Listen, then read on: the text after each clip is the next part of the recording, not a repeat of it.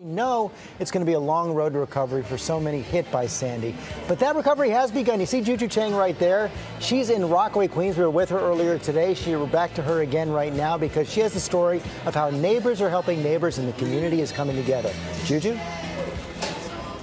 Hey, George, I'm with the Sandy Relief Google group, and they're giving out hot coffee to people who'd spent the night in cold apartments. But just up the shoreline is Breezy Point, which on the night of Sandy suffered from the disaster with biblical proportions. First, there was the flood. Then there was a massive fire that burnt 100 homes to the ground. But, you know, Breezy Point is a very tight-knit community of cops and teachers and police officers, and they're banding together to lend each other a helping hand. It's what Americans do best in times of tragedy, pull together to help one another. You need help with the house?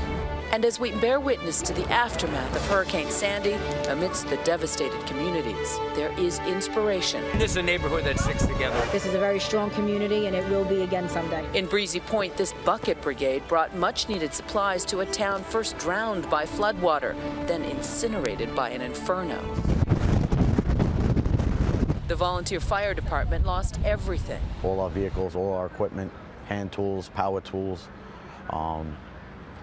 supplies, everything done. But fellow firemen have come to their rescue. Volunteer fire department in the Bronx allowed us to use one of their spare vehicles that they had, and just something to get around in. That way, God forbid there is an emergency down here, we can get around and we can get to it. So people are lending you trucks? Yes. This crew from Long Island rushed out to donate their old uniforms.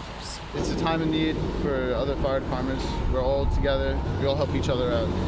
It's people like this here that get people back on their feet. Hot meals, all the volunteers, churches, they're the ones that make it happen. Donna Soley, who last week vented her frustrations to Senator Charles Schumer, "We're gonna die, we're gonna freeze," now says she's beginning to see the light at the end of the tunnel.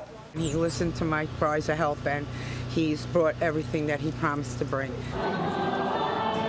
At St. Thomas More, where many residents sought shelter from the storm, Mass was a chance to reflect and give thanks. This peninsula will rise again to be a home for people, and I know the Lord will hear our prayers.